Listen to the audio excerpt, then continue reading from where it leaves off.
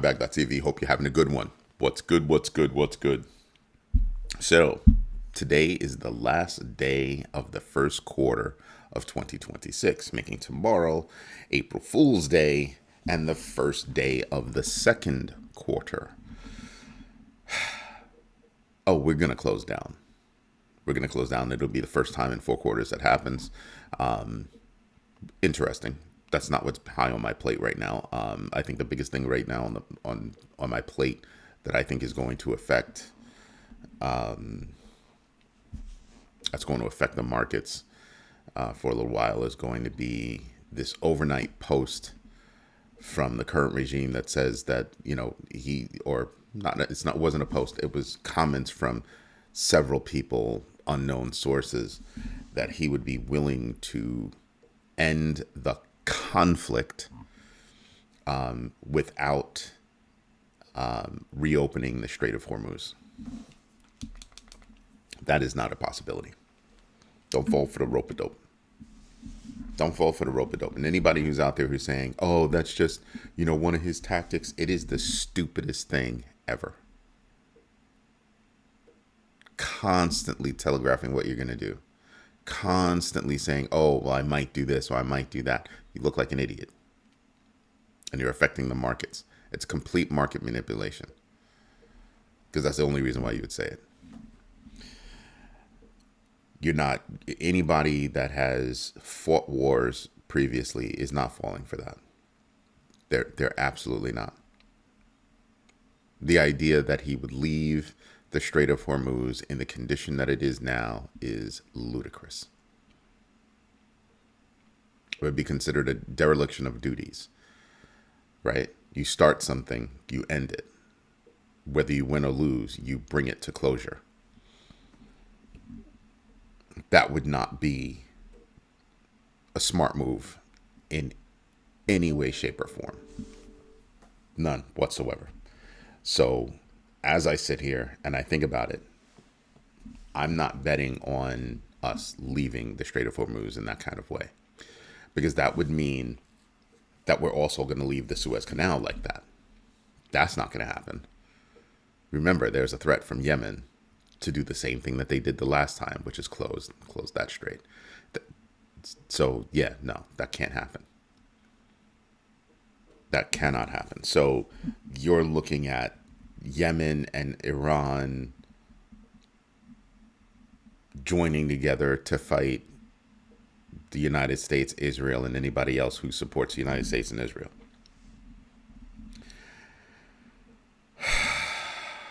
This was not the way to go. From a monetary perspective, this was not the way to go. This is going to be costly. It's going to be time consuming. And it absolutely is going to change the world. It changes the world's perspective on who's a leader, who's not, who they can trust and who they can't. It wakes them up to the idea that, hey, we cannot have an energy crisis like this again. Have we not learned our lesson from the 70s? Oh, we haven't. Clearly, we haven't. So we're going through it again, and it's self-inflicted. That's brilliant. That's brilliant. And then, what is it? Energy Totalis or something like that, or Total Energies, whatever the heck that company name is, being paid off over $1 billion to not create renewable energy. Yeah. Okay.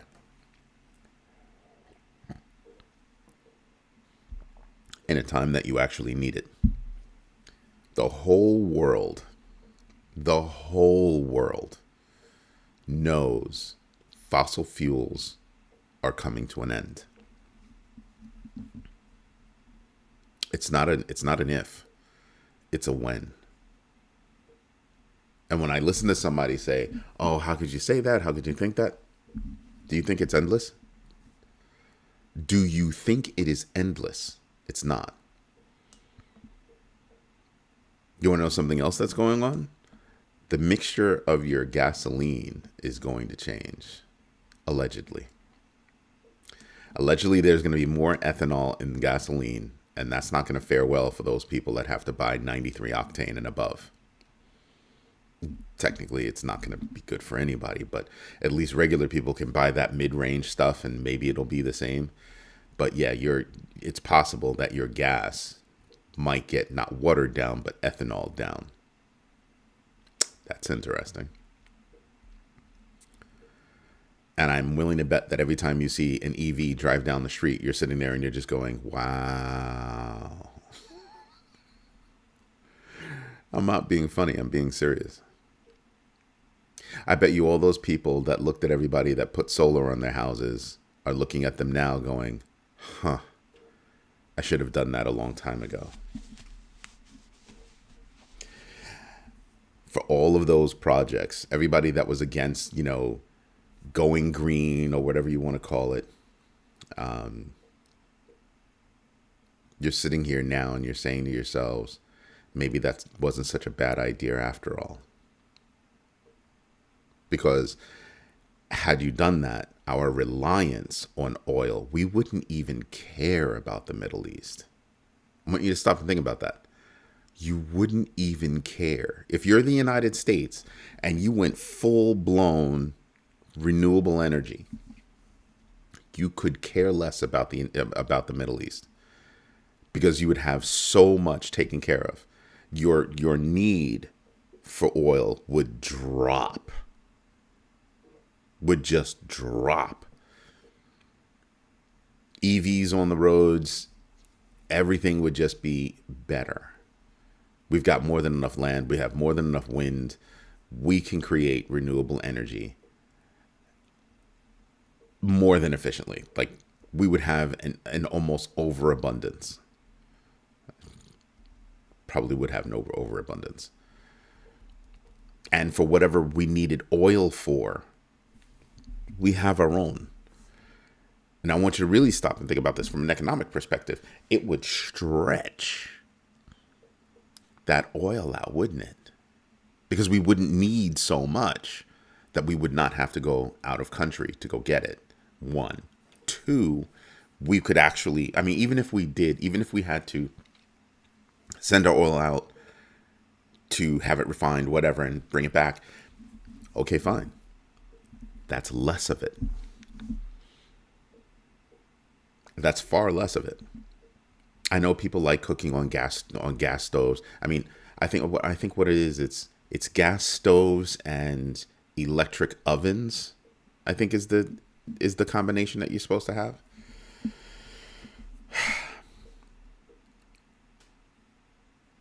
The world would change if the whole world just went renewable. Because then what are you fighting for? What are you fighting over? That prolonged, I want oil, I want gas, I want to do that. That's dumb. And right now, the world is seeing how dumb that is. The world is seeing, damn, we should have moved on this a heck of a lot sooner. We need to move away from the unnecessary use of natural resources is what we really need to do. We need to be paying attention to that. Everybody's like, oh, global warming. Oh, you're a tree hugger. Look at how it's affecting your wallet right now. Look at how it's affecting your bags right now. We're down. This is going to be the first quarter in 4 quarters that we're actually going to close down. So I'm not talking about politics. I'm talking about the effects of politics on my bags. So at some point, we've got to sit here and we've got to say to ourselves, okay, how do we fix this? Not just how do I protect my bags? How do I grow my bags? If you've got dry powder on the side, wait a little bit. That would be, I told my kids, you got dry powder on the sides, wait a little bit.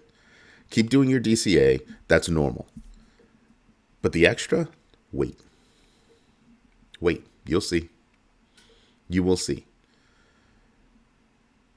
And then here's going to be another impact, because it's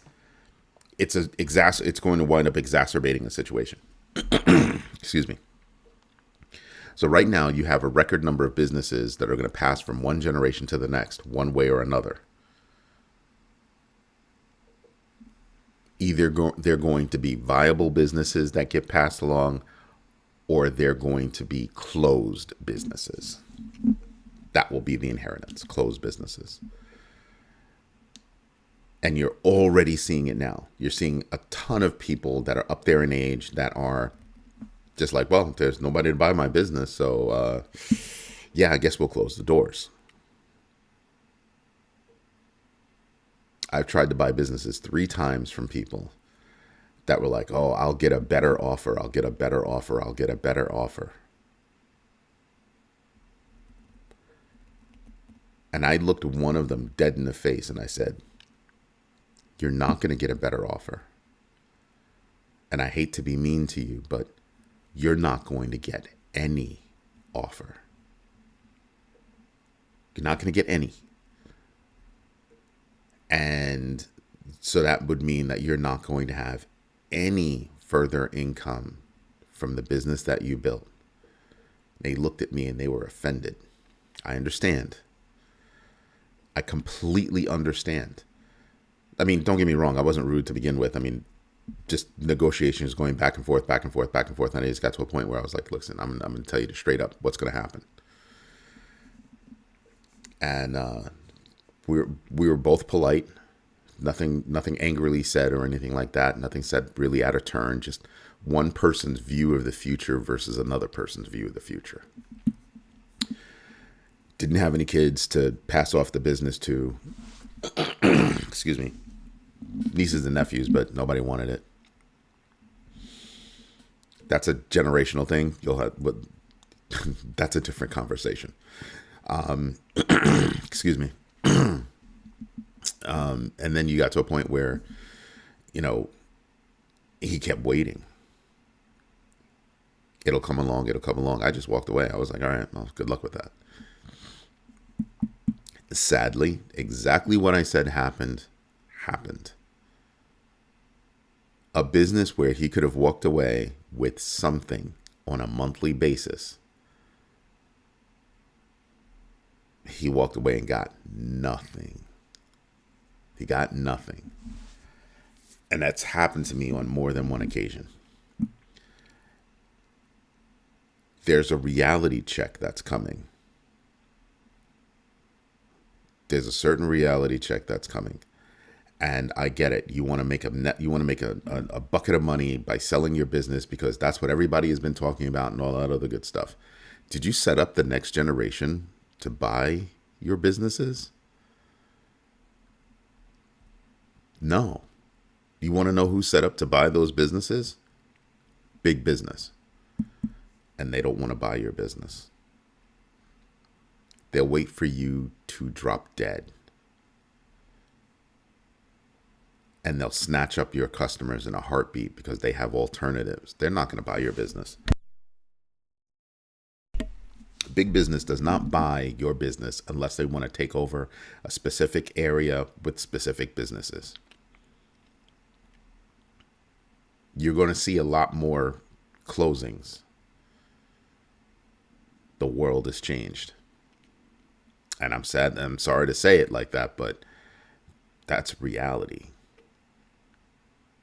So you're going to have to think a little bit differently about all these events, all these macro, events, geopolitical events. You're not in a good position to sell a business right now. That's not a thing. Markets are down. The next generation is not prepared. We didn't set up the next generation. You didn't set up the next generation to do that. Boomers killed it. Boomers killed it. So all the next generations, or most of the next, they don't have it. They don't have the money to go out and just, I'm going to go buy this business. Not at all. One of my guys is working already. Went to bed late last night and he's up early in the morning and he's messing with me because he knows I'm live and I can't have a reaction. My team loves me. So we're looking at high oil prices. The cost of doing business right now is expensive. So I think the impact is going to be small businesses going out of business. It's just going to cost too much. When you have China saying, "Oh, well, if it's going to cost me money, I'm going to raise the prices." Why were you in China? You were in China because that's where most of the stuff that you need is manufactured. Most of the stuff that you're reselling is manufactured over there. Even if you could source it over here, there's a reason why you didn't source it over here. It costs too much money. But now they're saying their prices are going to go up.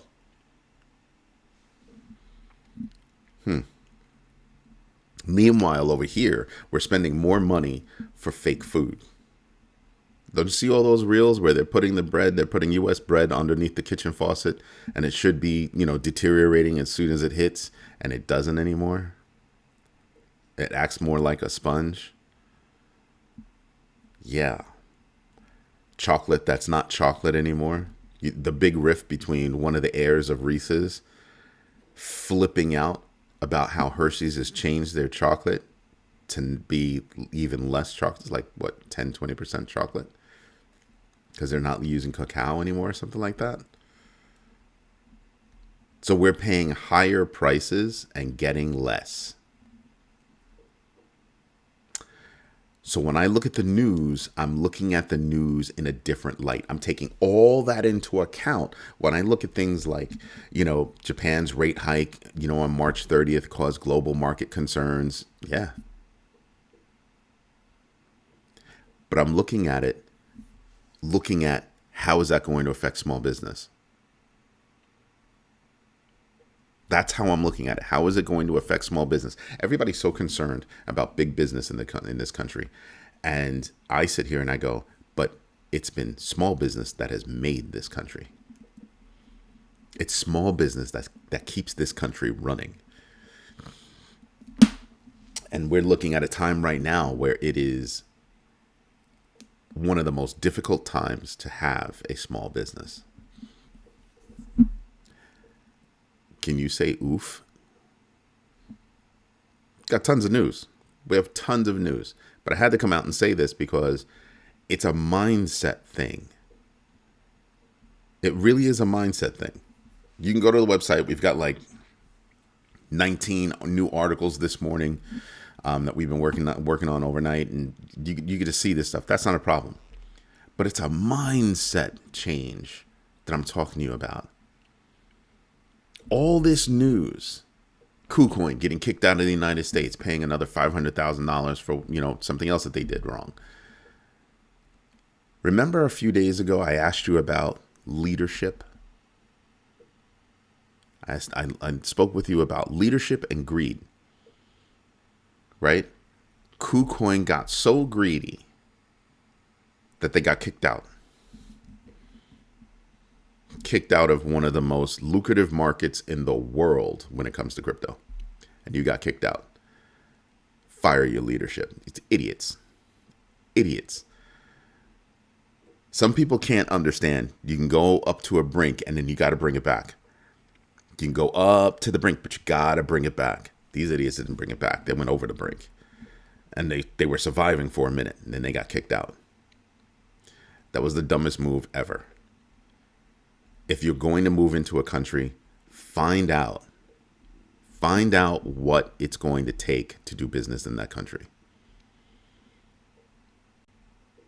This was the wild, wild west. They decided we're going to go to the United States. We're going to do this whole thing, with crypto. We're going to have our own exchange. We're not going to pay attention to any laws. We're going to do whatever it is we want to do.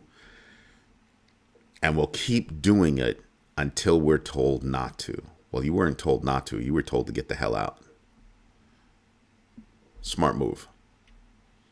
Smart move. Short-sighted. Very short-sighted. Of course, I can't be too mad at you because you have Gemini born in the United States and they're screwing up too. Just saying. I think that there is a vacuum of leadership, a lack thereof, in the upper echelons of certain companies. And that's something else to pay attention to. greed is in their brain and it's rotting them out. They're making poor decisions. Some decisions are good, right? We're gonna do something. We're gonna do something bad. We're gonna get in trouble. We know we're gonna get caught. We know we're gonna get in trouble. But we're gonna take the chance because we think we'll just get a slap on the wrist. OkCupid is one of those companies. Match.com, the match companies, were caught selling, data going against their own privacy policy, right? And caught a case. And at the end of the day, they got a slap on the wrist. They didn't even get a slap on the wrist. They got a, don't do that again. If I was dumb enough to catch a don't do that again from my mother, I also got a pop in the mouth to ensure that I would never do that again. They made money off of selling data to a company that uses the images that they got to train their models, to train their facial recognition models. This is what I mean. Big business, certain big businesses are doing things illegally because they know the cost of it is only going to be a fraction of what they make from doing what they're doing. Nobody's going to go to jail. That's it. That's a win-win. That is a win-win situation, and they will crack up about it in the boardroom. When I do my research, because what do? We practice the GMB3, right? Do your own research, know your entries and exits, and absolutely invest deliberately. When I do my research, I'm taking all of that into account when I'm calculating what's going on with these companies. This company did this, this company did that, da-da-da-da-da, blah, blah, blah. These regulations, those rules in whatever country around the world. Because what happens anywhere on this tiny blue marble is going to affect every place else. I don't tell you what to do. I don't tell you what to buy. I don't tell you what not to buy. I share with you what I'm thinking about doing, what's going through my pea little brain. Because sometimes we need to hear different ideas. And when it comes to money, we need ideas more than ever. Right now, there are politicians in the government right now that are asking questions like, how did that whole Justin Sun thing go away? How come we're not investigating, what clearly looks like a rug pull in a couple of these coins that were associated with the new regime? How is that not happening?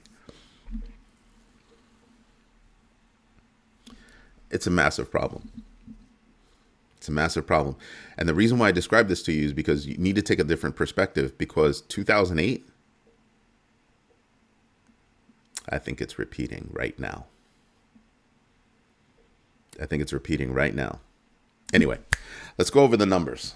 I'm done rattling off to you guys. I'm sorry about that, but I had to get it off my chest. I had to share it with you because there are so many things that are going on that didn't have to happen. Okay? Go from April of last year to April of this year. 1 year. Look at how the markets have moved. Look at who has made money and who has not. Time that with the rhetoric that came out. And you'll paint yourself a picture. Not saying it's a wonderful picture. Just saying you're going to paint yourself a picture. I'll get my notes out of the way. Yeah, we had all this to discuss. We had all that to discuss. Did you know that Ripple just got audited and their reserves? Yup, they are what they said they are. Yeah, big deal. Dow futures expect to go up. Dow futures 269 points up. S&P futures 336.50 up 37. Nasdaq futures 106 up. Oil up $1.88 to 104.76. US 10-year down 0.006. This close to 007, but But I want you to stop and then I want you to think about this stuff. Do you see that headline right here? U.S. gasoline hits $4 a gallon. I heard Joe Kernan say this morning, well, in California, they're dealing with prices like in the sevens. If you take California out, gas is only 386.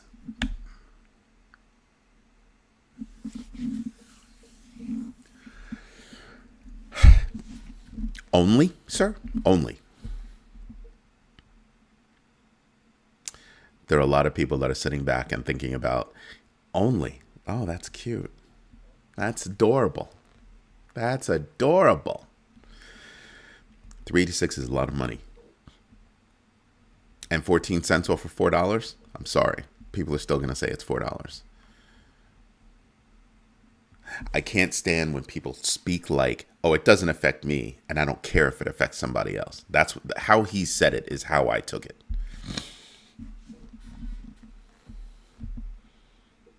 You know how much of a problem that's going to be for people? I gave you the example that, people hate landlords. Most of those landlords have day jobs. Most of those landlords are regular people that are just trying to make ends meet. It's going to hit them hard. Who are they going to pass that down to? Whoever's renting an apartment from them. They can't eat those prices. New York City has a ton of buildings that can't be sold. You want to know why? Oh, that's right. Because, you have affordable housing that's in play there. That's from way back when. I don't have a problem with affordable housing. But some of these buildings are affected by affordable housing prices that are decades old. So they can only increment in certain ways. You're making the landlord broke. You have people that have walked away from what you would think is prime real estate because you can't buy the building and expect it to actually become profitable. It's impossible. There are a lot of things around this country that need to change, and wow. And people are like, oh, no, it's going to take radical change. Radical change. Just saying. You don't want people on the streets going hungry? We can afford to fix that problem. If we can afford to spend $40 billion over in Argentina for them to come in and take our beef markets, have you seen the price of beef? We can afford to take care of that problem. Just saying.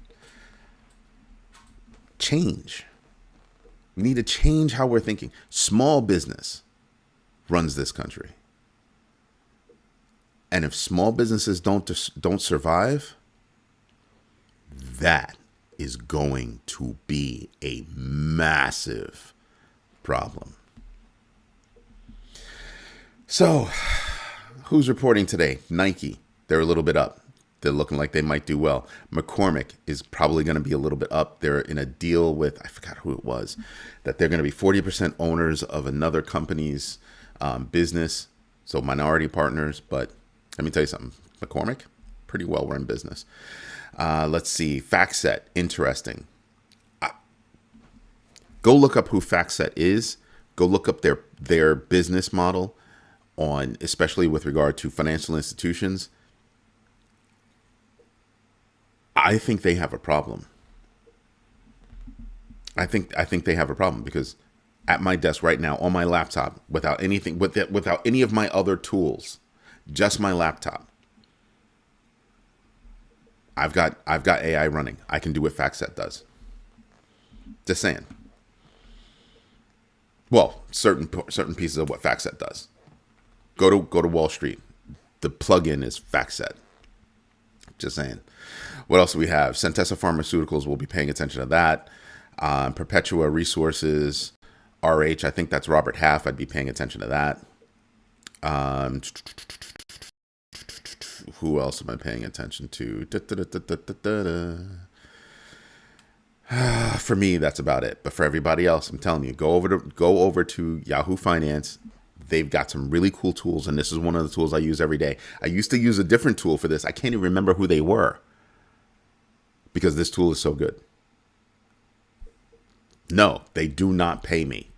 They should, but no, they do not pay me. I'm just telling you, they've got some really good tools that you'll definitely like. Looking at what's going on today, we've got Case Shiller. We had, like I said, we had Powell yesterday. Chicago Business Barometer, which is PMI. We have job openings, consumer confidence, Chicago Fed speak, We've got Michael Barr speaking. We've got Fed Vice Chair for Supervision, Michelle Bowman is speaking. I'm telling you, now is probably one of the most important times for you to be paying attention to what? Yeah, Fed speak. Very important times to be paying attention to Fed speak. Crypto Fear and Greed Index is at 11. DeFi Llama, you can see that we're at 93,259. We're moving sideways in a big way. Sideways in a big way. That tells me that there's a certain amount of resilience in the crypto market. Doesn't mean that we won't go down. Doesn't mean that we won't go up. It means that there's resilience. It means that there's resilience. So everybody at Jane Street who's been trying to screw up crypto, want to understand why? Go look up Jane Street and what they do. And then you'll see why, another reason why prices are down. Looking at it on the big board, you can see it right there. We're just moving laterally, downward laterally, right? You could draw a line right here, bam, bam, bam. You could probably draw a line right here, bam, bam, bam. Yeah, we're moving down, but we're still moving kind of laterally. So there's a chance to recover. That whole conversation about, that conversation around, we could walk away without the Strait of Hormuz being open. That is ridiculousness. Don't fall for the rope-a-dope. Don't fall for the rope-a-dope. You have a lot of options right here. Again, nothing's changed from what I would buy. Looking at the big board, yeah, there's nothing here. There's nothing here that's surprising me right now. There's nothing here that's surprising me right now, except maybe Leo. Quietly, ever so quietly, Leo's just been moving up. Just surpassed Hyperliquid. Pay attention. Pay attention. Okay, we don't need articles right now. We need the crypto tracker. Take a look at the losers because there are tons. The whole list is probably, the whole list is losers. The whole list is losers. Wow. Siren down 22.12, 1.73 GMB X Factor. Trust Wallet down 18.88999. That's a crazy number. 1888999. That's a crazy number. GMB X Factor of 6.58. You've got Kite down 13.29%. GMB X Factor of 1.09. Who else do we have? FET is down 6.5%, GMB X Factor of 14.22. Immutable is down 6.30, GMB X Factor of 67.81. Yes, I keep talking about these coins that have a GMB X Factor like that. Why? Because I think gaming is going to come back sooner or later. Doesn't mean that I'm getting in now, but if I had extra, I drop a couple of pennies in that. Me personally, I would drop a couple of pennies in it and leave it there. You know what I mean? I just leave it there. See what happens. But, some of these companies haven't gone away. Some of these companies have, I would look at the whole, so maybe not Immutable directly, but I would look at the whole gaming sector and I'd be like, let me dig in a little bit, see which one has potential, and I would drop some in. I wouldn't leave gaming off the table for me. Who else do we have? Hedera is down 5.54%, GMB X Factor 5.71. Yeah, no, I'm all about Hedera. I don't care what anybody says. I'm all about Hedera. I'm all on board on that one. Virtuals Protocol down 5.29%, GMB X Factor of 7.0. Axie Infinity is down 5.24%, GMB X Factor of 149.73 as a GMB X Factor. That's crazy. And again, they're in the gaming space.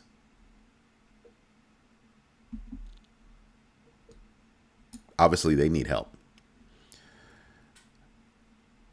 I still think that there's research to be done in the gaming space. Hyperliquid down 5.18%, GMB X Factor of 6.65. 0.65. Yeah.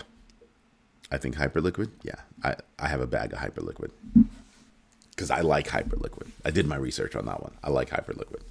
So I got in real quick. Anyway, everybody, this is Eddie J on crypto for growmybag.tv. I hope you like what we're doing over here. We've got a lot more coming.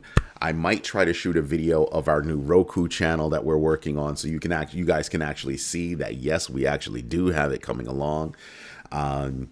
We've got more features coming along for the social media platform that we have. Again, go over to growmybag.tv. It's not a news site. It's a social media platform that has news and conversation. Join up, become a member with a whole bunch of people that have a like-minded view on investing. They want to learn more. As always, thank you for your time, thank you for your patience, and most definitely, thank you for your trust. I'll see you again tonight on The Overflow at 8 p.m. Eastern Standard Time. Have a good one. Bye-bye.